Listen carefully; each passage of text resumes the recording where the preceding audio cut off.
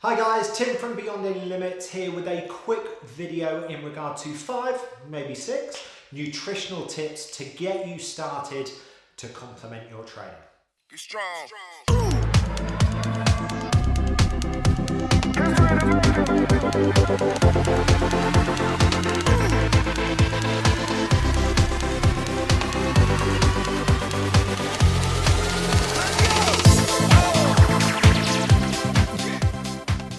Okay, the first nutritional tip that we have is understanding your diet.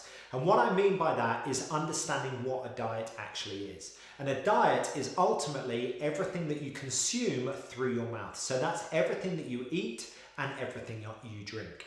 So right now, you're on a diet. It might be a good diet, it might be a bad diet, but right now you are on a diet. Often we believe a diet is something that we follow.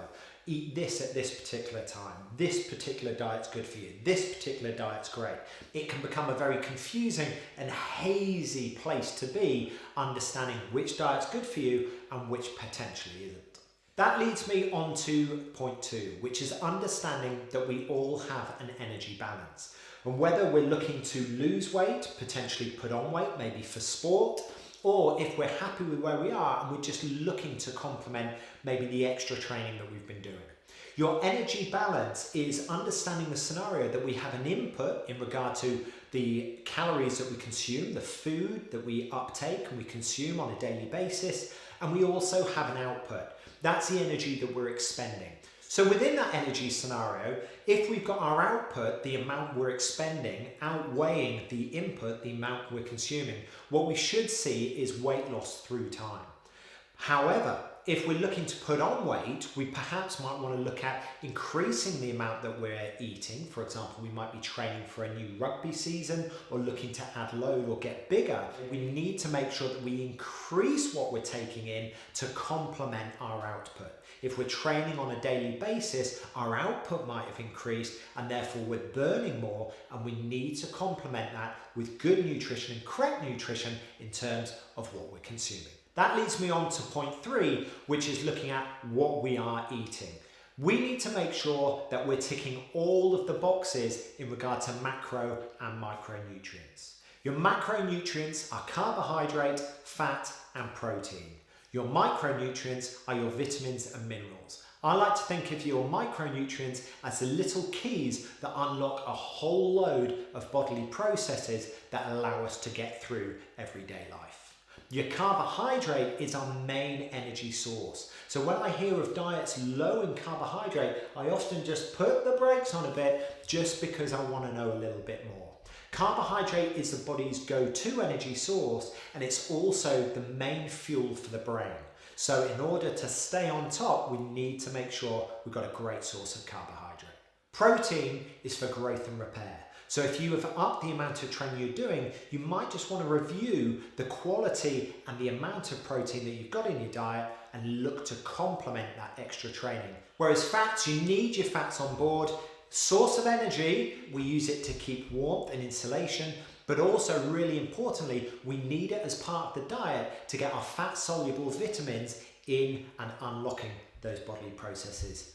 Point 4 is looking at our food quality. You can get protein, fat, carbohydrate, a degree of your micronutrients as well from several fast food chains. But the food quality is not quite that of, for example, a lovely grass-fed beef steak with some green leafy vegetables in kale and spinach, and also some lovely fresh sweet potato. The food quality is different, and the body's reaction in terms of the way it adapts to those food types is different. You have one plate of food that has not been manipulated, it's not been adapted, it's not gone through a factory, it's not been sped up to create, for example, an insulin spike, whereas you have another one that has potentially been adapted, it's been developed to not only taste good in the mouth, but accelerate its way through the digestive tract very quickly. And that brings me on to point 5, which is looking at regulating our metabolism as best we can through the day. And how do we do that? Best way to do that is look at the food that you're eating, have a recall over the last 48 hours, and just think about when did you feel hungry? Were you getting to 11 o'clock, mid-afternoon? If so, that's probably a good sign that your breakfast, lunch and dinner are not ticking all the boxes. What we don't want to achieve is have a quick breakfast and then by 11 o'clock be looking to grab that snack, a biscuit, a cake, whatever it might be. Because all that's going to do is just create a little sugar high that gives us that sensation that we're fine, okay, but then quickly hit an insulin trauma and then suddenly the body is telling us, our brain is telling us, we're hungry, we need to quickly grab something. What would be better is if we can have a good source, for example, of carbohydrate that is whole grain and a slow release through the day. It will give us that sensation of feeling fuller for longer and will keep that metabolism nice and level and progressing through the day. So we avoid sugar highs and we avoid those super lows where we get tired and downbeat. So that brings me on to our bonus point, point 6, which is focusing on your hydration.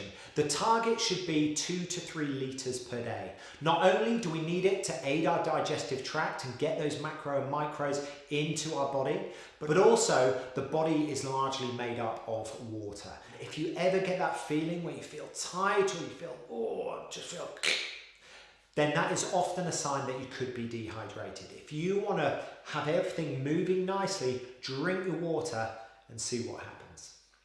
There's a short little video to get you started in regard to complementing your training with good nutrition.